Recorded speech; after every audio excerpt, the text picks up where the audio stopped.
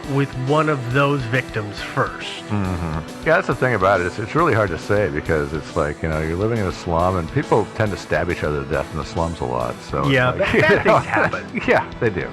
So the first person that we're going to talk about, her name is Martha Tabram. I believe is how you pronounce her last name. Or Tabram.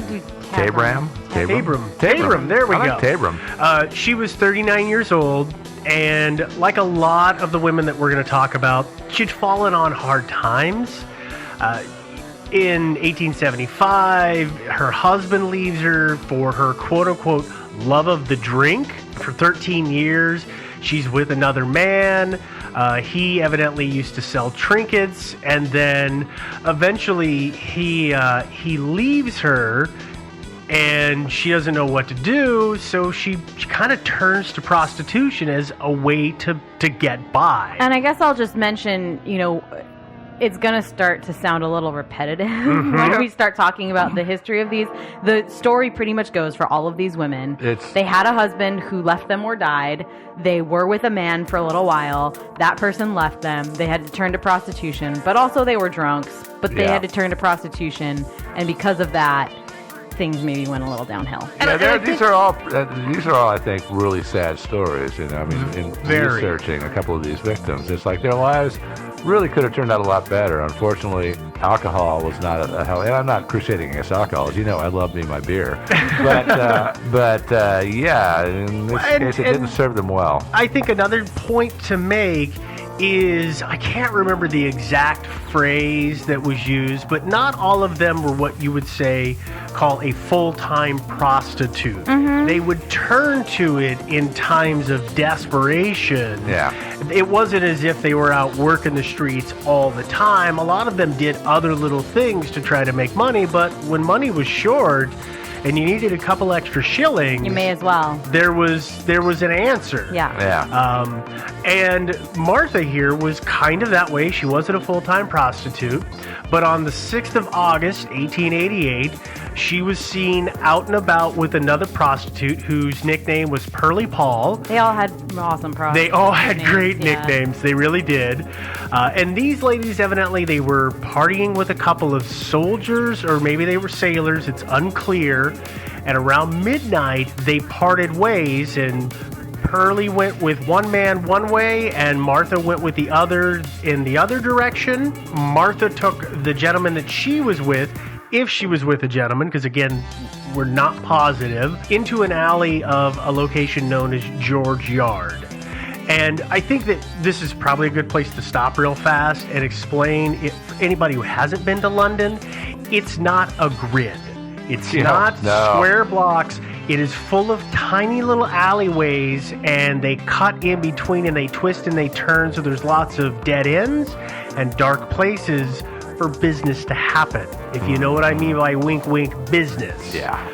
So that's what she was doing. She was going into one of these dark alleys. I was going to say, by the way, I've never driven in London. I've always been on foot there. I haven't been there that much, but it's like I would hate to drive in that town. Holy crap. Oh, it's insane. Yeah.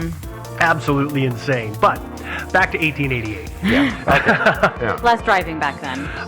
Martha's body was officially found at 4:45 on the 7th of August, 4:45 in the morning, at the entry of one of the buildings in George Yard. Evidently, there were several buildings. Sounds like it was kind of a courtyard, but I'm not positive.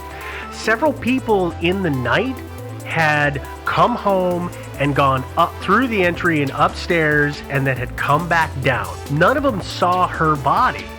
It wasn't until a man by the name of John Reeves was leaving in the morning, and he came down the stairs, and he realized that there was a body laying in the entry, and it was in a puddle of blood. And this was what time? This was 4:45 in the morning. There are reports of people coming in at 2 o'clock in the morning.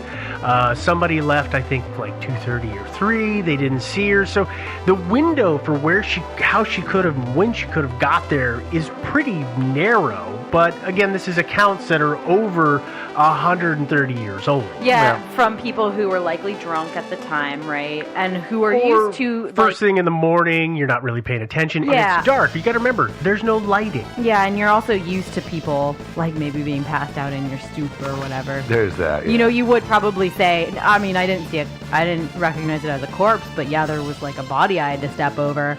Versus like, no, there was nothing there. Yeah. It's probably worth remembering too that this was London in 1888, and they didn't have street lights like we have today. Nope. It was frickin' dark out there. Very dark. Yeah. Very dark. I mean, I was there at night, and even with modern lighting, you get in one of those alleys, and it's friggin' dark. Pretty dark, yeah. The medical examiner showed up at 5:30 in the morning and had placed the time of death at somewhere between 2:30 to 2:45 in the morning. Now, this isn't modern forensics. It wasn't as if they were, using a thermometer to check the body temperature or had an accurate judge of lividity, things like that.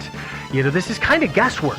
Yeah, it was CSI London was kind of crude at that time. It was very crude. Well, the way she was killed was extremely savage. She was stabbed 39 times. Holy mackerel. Let's see. There was 5 wounds in her left lung, 2 in her right, 1 wound in her heart, 5 wounds in her liver, 2 in her spleen, and 6 in her stomach. They weren't able to identify which was like the first? No, they couldn't tell which was first. But the weird thing is that all of these wounds appear to have come from a penknife, except for one, and that was the one that pierced her sternum. And they said it was probably a bayonet or a large dagger, and the bayonet made them think that it played into, remember we said that she was supposedly with some soldiers? The soldier would have a bayonet. I believe this one was, I think, attributed to gang violence, correct? They think it might have been, but it just was, I never got a clear read. It sounds like, it sounds like to me somebody stabbed her a bunch of times and she didn't quite go down because she was stabbed with a little bitty knife. Mm-hmm. And then finally somebody else steps in and says, okay, coup de grace time, and hits her with the big bayonet. Yeah. Oh, so that's interesting because I felt it would have gone the other way, that like some soldiers were drunk, accidentally like stabbed her with the bayonet for whatever reason, and then tried to cover and then up. Was like, oh crap. This seems like something that could happen in the West, in Whitechapel. It's like, here's a penknife. I'll just stab her a bunch of times. We're in the East End. So I gotta cover it up. Sort of. That's where my mind goes with that. So it's interesting that we're opposite. We're on that. kind of so. Yeah, no, I'm thinking it said somebody decided, hey, this is not working out. Let's go for the big guns here. Yeah. Well, how old was she? She was 39. 39 stabs. No, that is not necessarily insignificant. Well, no, that's true. But they also don't. This is one of the reasons that she's considered an outlier, and they don't think that she is one of the Ripper victims. Is the MO is not the same. Yeah. The MO evolved. Yeah, it's very different. One of the things that happened in every Ripper killing was the throat was cut. Yeah, and hers was not. And they stabbed her. They didn't rip her open the way the Correct. Ripper did. She was just stabbed to death. She wasn't cut open. But we're gonna get into that. I guess there's one final I'm right. Okay. Is that like it wasn't an abandoned area. There were a bunch of people sleeping around. If you were going to like stab a lady 39 times or whatever with a penknife, she's going to scream and make noise. Versus if you're going to run her through with a bayonet and she dies and then try and cover it up, that's going to be pretty like quiet. Compared. That's true. Comparatively. I'm not going to say it's going to be silent. I want to say though that I swear somewhere in the reading I heard someone reported they thought they heard a scream. There's so many of that though. Like I know. There's a lot of that. I know.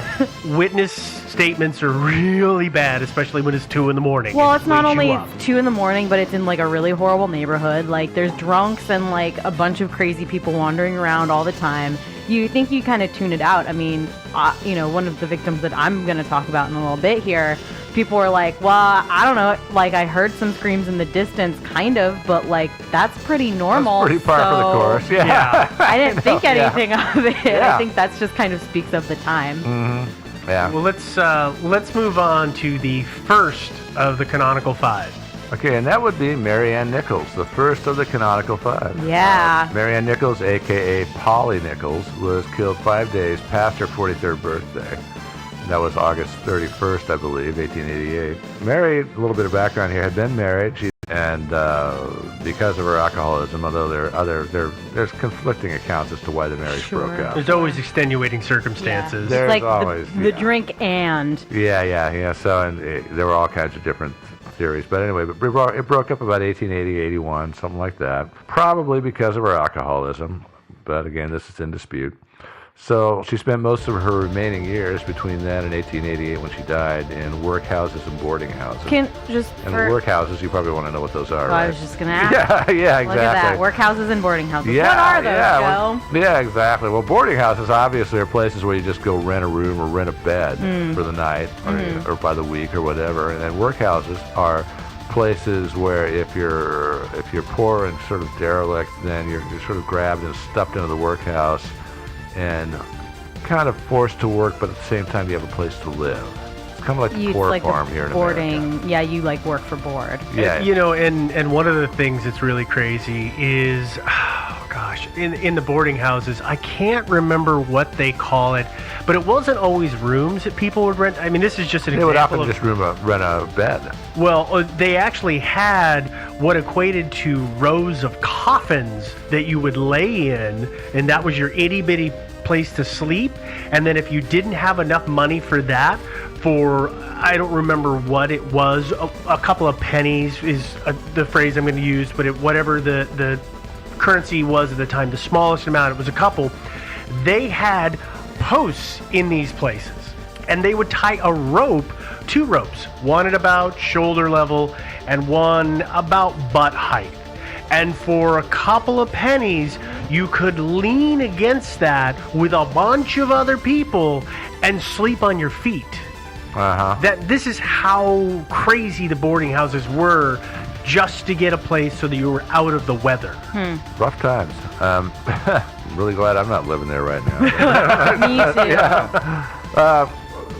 So she scratched a living mostly from just handouts, charity, prostitution, and she was, of course, an alcoholic, and the money she made, she mostly spent on alcohol. At the time of her death, she was living at a boarding house in Spitalfields, which is a neighborhood just north of Whitechapel. So, on to the murder.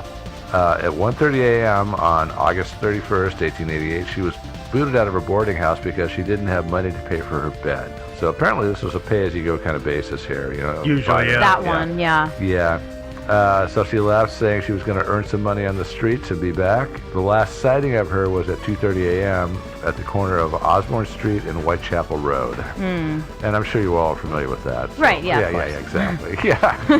Right. Actually, there's a lot of maps out there that really show this quite well. Oh, yeah. So people can definitely look that up. Yeah. It's good to help follow along. Yeah, it is. sure. It's great. Using Google Maps, I was able to look at that and able to chart out her course. So she was on Whitechapel Road. Whitechapel Road, of course, was a fairly busy thoroughfare, and actually not as slummy as the rest of Whitechapel. Apparently, at that time, it was in reasonably good repair. As soon as you got off of it, things sort of went downhill, but it was okay.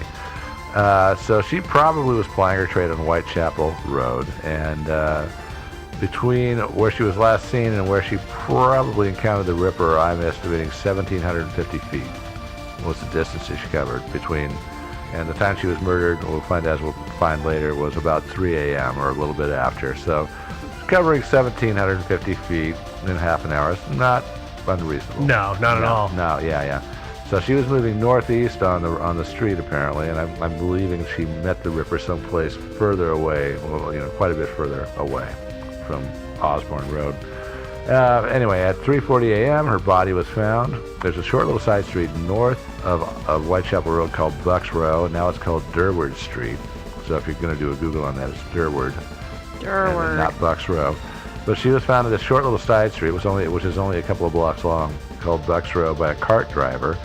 And she was laying on her back, and her skirt had been raised over her head. Her throat had been cut twice from left to right, which to me implies a right-handed Ripper, you think? Yeah. That makes sense? Yeah. And her abdomen had been violently slashed. There was one massive jagged gash and some other smaller gashes. I know. Yeah. They called a surgeon who examined the body, and he arrived at 4 a.m. and estimated she'd been dead for about half an hour. His name was Dr. Henley Llewellyn. He later suspected the wounds indicated a left-handed Ripper. I don't know why he suspected that, because for me, I mean, when I'm looking at somebody who's throw to slash from left to right, I'm thinking right hand. Hello. Left to right, right to left, right? Yeah. Well, Sorry, we're just standing in here. I'm just slashing at the air. Yeah. When you slash somebody's across. throat, you're probably most likely going to do it from behind. You're going to grab them, you're going to pull their chin up, and you're going to like draw the blade across their throat from behind, right? Probably, but also maybe not. Yeah. I mean, if you it depends. Let's say if you're standing in front, then it would be the reverse because I would imagine that you wouldn't overhand it from right to left. You'd pull from left to right. You'd want to, but... Joe, why do you have a knife? Oh my God! Yeah. That's how I die. Okay, so you're gonna show us. All right, so let's say I'm the Ripper. Okay, first of all, if I'm gonna slit your throat from behind, I'm gonna do it like this. You're gonna pull from your left to your right, which would be the victim's left to right across the throat. Right. Let's say I do it from the front. Now, the best way to do it from the front is to do it like this. The blade is going. So the blade it like runs down the side of your arm. Yeah, essentially, I'm not holding. Yeah, essentially, I'm pointing if I'm holding my fist out in front of me, the blade is pointing downward. Mm-hmm. And then I just walk up to her and I go wham like this. Again, a left to right from her point of view. Mm-hmm. Wound. If I do it, that is the best way to do it. I guess the next way to do it is to grab her hair and do this. Although I could do this. Which is going from either direction and reaching forward. But I mean, anyway, I don't want to belabor the point too much. I think that to me, the left to right wound indicates a right-handed Ripper. Okay. But Dr. Llewellyn, who examined the cuts, said that he believed that the wounds indicated that he was a left-handed person. I guess it would just matter like how deep each part. I mean, right? The start of the cut. A cut usually gets deeper. Yep. In the way that it goes. As it travels. So he would know, kind of, but also maybe not. Who knows? Yeah, but who knows? Anyway, it was a sharp knife. She probably died pretty quickly, mercifully. But the rumor that the Ripper was left-handed persisted for pretty much forever. Even though Llewellyn himself expressed doubts about his own theory later on. The inquest into the death went on for more than 3 weeks after the murder because they were still bringing in evidence. They were still interviewing people from around the neighborhood and things like that.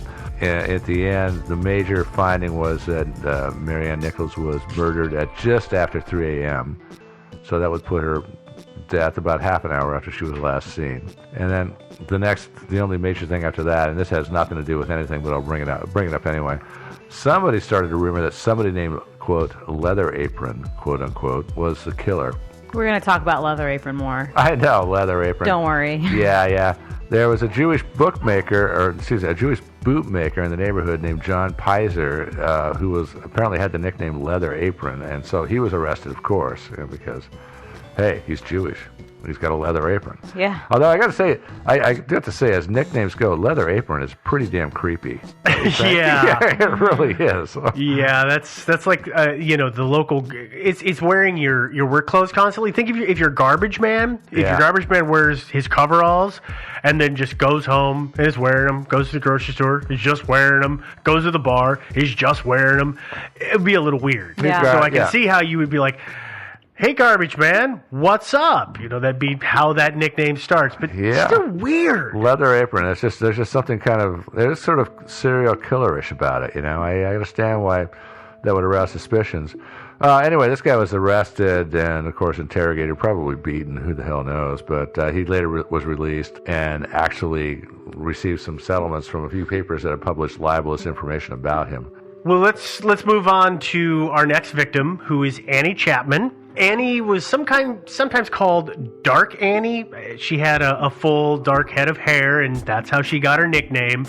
But she was 47 years old at the time of her death, and same story. She'd moved to Whitechapel after her marriage had fallen apart. She had issues with drink.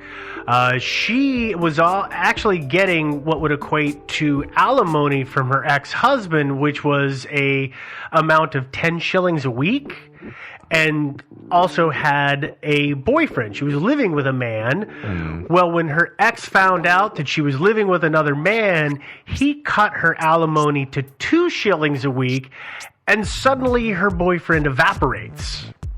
Wow, because there's suddenly not this easy flow of money. Because 10 shillings, totally enough to live on. At the time, it actually wasn't. It was okay money. I mean, it didn't get you everywhere, but at least it was something. Fair. Well, at that point, she didn't have a consistent income, and as we said, she took up casual prostitution along with doing some other work. Sorry, that's just such a great term. Casual prostitution. Totally normal. Part-time prostitute. Yeah.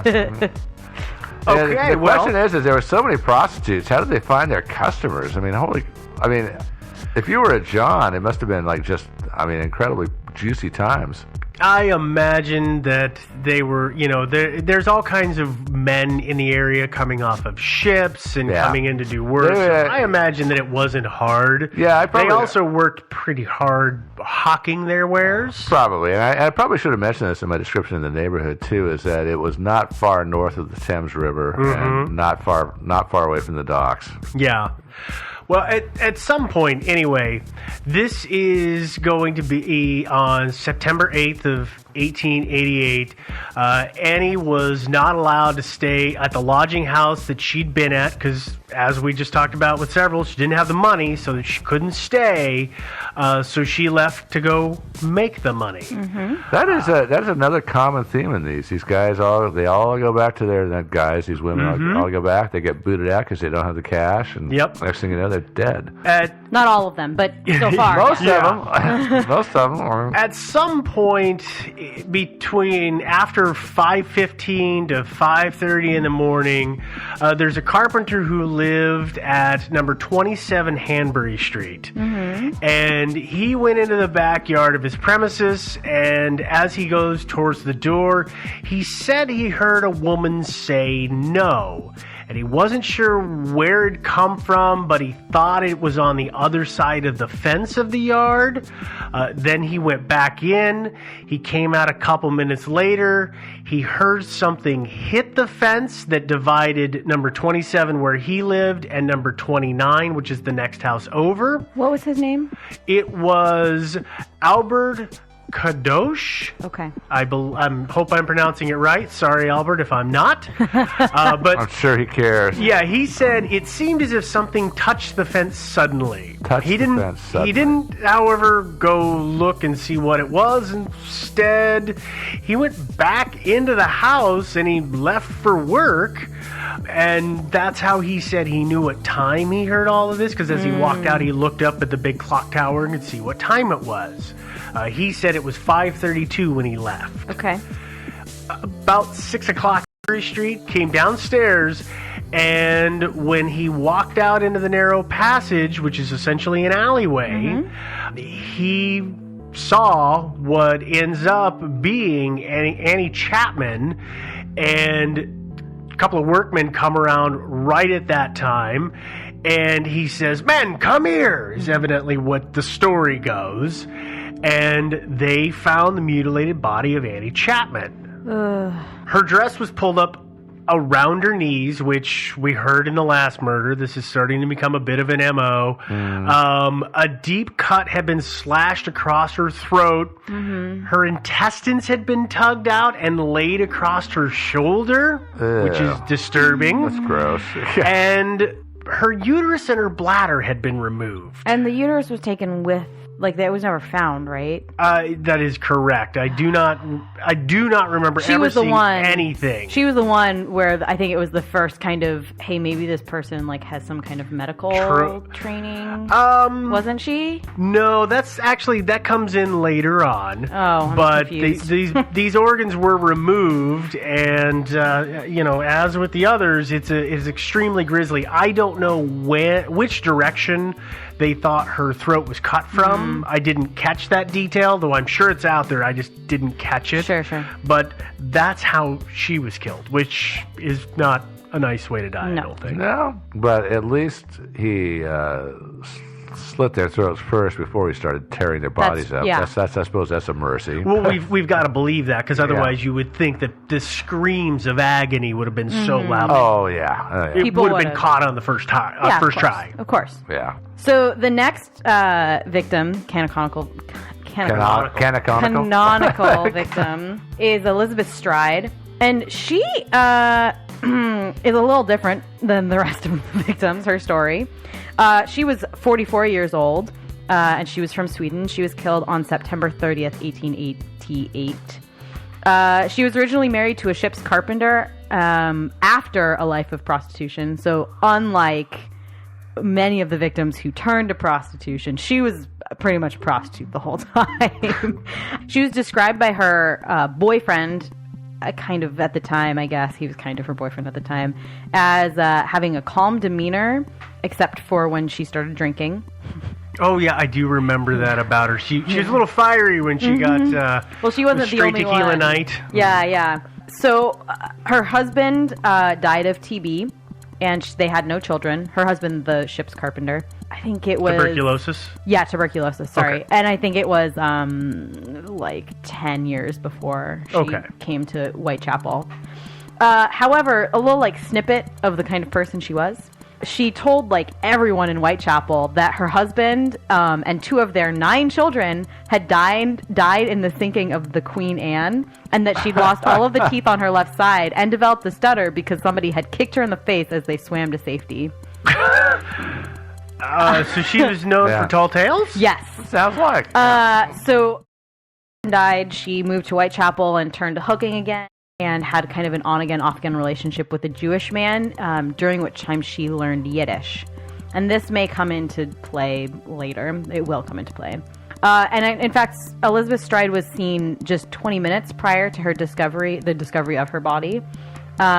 She'd been seen many times throughout the night, and almost all of her night was like very well accounted for. You know, she was selling her wares, she was with different gentlemen, she was drinking, she was brawling, she was drinking some more.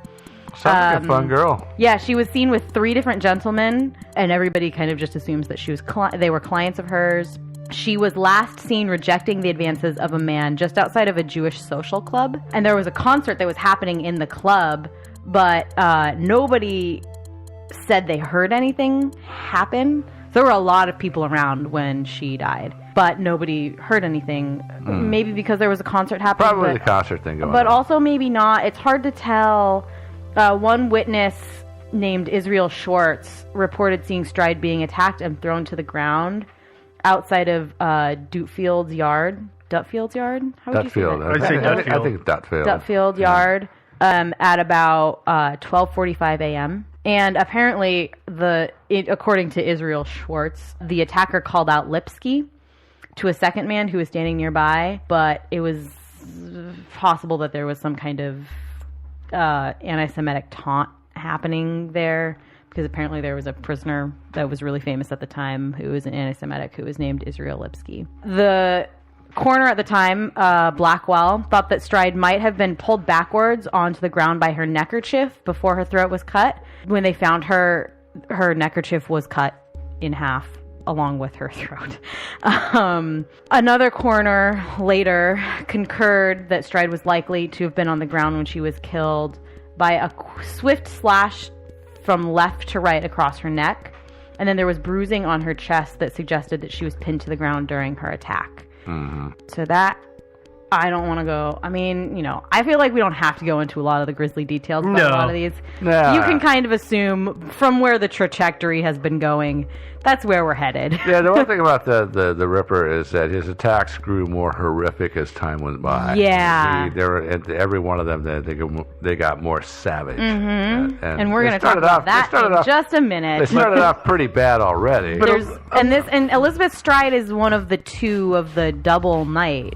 Right, and she only had her throat cut. She wasn't fully butchered as the others were. Yeah. Which led some people to suggest that perhaps, because it was so busy around there, that he was interrupted in mid-course. Correct, and that's what leads us to victim number 4, which would be Catherine Kate Eddowes. Again, a little background on Kate. She's 46 years old, and same story, fallen on hard times, has Alcoholic. issues with drinking. On Saturday, the 23rd of September, she was picked up at 8:30 at night by the local police constable because she was passed out in the road. They hauled her in. They say she sobered up enough that they let her go around 1 o'clock in the morning. If I remember the story, they knew she had sobered up because they knew her, and she was sitting in her cell kind of singing, and everybody could hear her. And okay, well, I guess, Kate, you're okay. Let's get you out of here. The weird thing is that she didn't head in the direction of her lodging house. She kind of went in the opposite direction. Mm-hmm. There was a police constable walking his route, which took him through an area known as Mitre Square. And he found the body of Kate at 1:45 in the morning. His route took him through Mitre Square 15 minutes earlier, though. So at 1:30 he came through, and there was nothing there. He came through at 1:45, and he finds the body. Well, that suggests that perhaps the murder occurred between 1:30 and 1:45. His powers of deduction. He's a regular Sherlock, man. Oh, totally, it really man. is. Well, here's what they find, and this is pretty grisly. But her neck had been slit. Her thighs were naked because, of course, her dress had been pulled up. Her abdomen was exposed. Her intestines had been pulled out and placed over the right shoulder. There was matter smeared on her cheek. A piece of her intestines, evidently about 2 foot long piece, had been cut free and was laying next to her left arm, almost as if it had been laid there by design. Her right ear had been cut. There's a bunch of clotted blood on her. I mean, basically, she has been butchered. And this one is so interesting. Yeah. Because, so fun. Well, I mean, I think that actually Richard talked a little bit about this too, in terms of that, we just said there was like 15 minutes for this to happen. Like, truly, everything that Steve just said happened in 15 minutes. Yeah, but and she was still warm. Her body was still warm, which tells you it was minutes ago. Yeah, but when you think about it, it wouldn't take that much time. I mean, you slit her throat, throw her on the ground, basically stab her, rip her open, reach in, rip out some organs, lay them on the ground. It wouldn't take any time at all, really. It would be. Well, theoretically, I mean, it could have been quick and clean. It could have been quick and messy. It could have been any of that. It's hard to say. I think there's some details that aren't nearly as gory that are probably pertinent that we can share. And Richard helped kind of walk us through that. And let's hear what he said about that. Yeah, what happened was Elizabeth Stride's body was found at 1 o'clock in the morning, and she was found in Dutfield Yards off Berners Street. She was found by a man named Louis Diemschutz, who'd come back to the yard from, he'd been hawking cheap jewellery, but he was the steward of a Polish and Jewish working men's club, or socialist club, that was in Dutfield Yard. And as he came into the yard, his pony shied and pulled aside. And he looked into the dark and he saw something lying on the ground. So his first thought was it was just something lying there. So he reached over to lift it with his whip, and he couldn't. So he jumped down and struck a match, and it was a woman. Now, his next action is no one's really ever explained it. He presumed it was his wife and she was drunk. So he went into the club to investigate, to check on his wife. And he found his wife in the kitchen. And that's when he went to the other members. And he said, there's a woman downstairs and she's drunk or she's dead. I'm not certain which. So they went down and they found that her throat had been cut. And it was, in fact, a murder victim. But the rest of her body hadn't been mutilated, which was the modus operandi of the Ripper killings. So this led the police to surmise that the Ripper had been interrupted, that when he'd come into the yard, he'd actually interrupted the Ripper, and the Ripper had jumped back, and it was that sudden movement that startled the pony, which caused it to shy. And then whilst Diemschutz was in the yard, in fact it dawned on him later that day that the Ripper was probably hiding alongside him in the dark yard. So had he acted differently at that point, the chances are the Ripper would have been taken. But he presumed it was his wife and went into the club, which gave the Ripper those vital minutes or even seconds to get out of the yard. And he headed for the City of London, which is where he met Catherine Eddowes. Now, her body was found 45 minutes later in Mitre Square, which is no great distance away from Berners Street. You can walk it in less than 10 minutes. So her body was found there. it was just, as I say, 2 murders, and that became known as the night of the double murder. But there is a belief or a theory that Elizabeth Stride wasn't a Ripper victim, because she was actually seen being attacked by a man called Israel Schwartz 15 minutes before her body was discovered. So some people think that she was actually a coincidence, not a victim. And bizarrely, some historians even refer to her as Lucky Liz Stride, because she only had a throat cut. The rest of the body wasn't mutilated. Oh. That's not so lucky in my I was going to say, what's lucky about that? Exactly. Like that guy's lucky he didn't get his throat slit, too. This is it. That's the night probably he came closest to being caught. But as I say, Diemschutz didn't as I say, he left the scene, and that gave the Ripper the time he needed. Next up is the last of the canonical. She was found, murdered, November 9th, 1888. And she was only 25 years old, which is, if you've been following along, quite young for this kind of spate of murders. Yeah. And there's no really good information about her life prior to 1887. Mostly it's just conjecture or what she told people. She was probably married at 16 to a coal miner who died 3 or 4 years later in a mine explosion. She was probably from Ireland. But beyond that, facts are pretty few and far between. After her husband's death, she took to prostitution. Apparently, she was really, really attractive, but it's a little bit of a mystery as to what she actually looked like. She had a couple different nicknames. One was Dark Mary, but they think that probably that had to do more with the type of personality she was when she was drunk than with her appearance. She probably had blonde or red, light red hair. She was fair. They called her fair. Pale-skinned. Yeah. Every once in a while. She had a lot of nicknames. I don't even want to go there. She was described as a very quiet woman when sober, but noisy when drunk. Or when in drink, by the man that she was living with at the time of her death. But I'll note, that's why I believe that she's Irish, because I am Irish too. Are you noisy when you're drunk? I am. To be fair, I'm noisy all the time. I'm not quiet when sober. We're going to dive into this.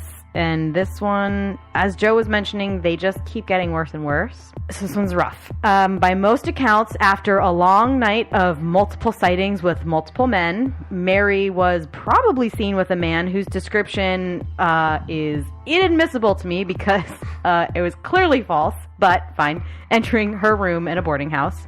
I say it was false because it was a man by the name of George Hutchinson, who we're going to talk about in a little bit. Yeah, I know. And who was friends with Mary.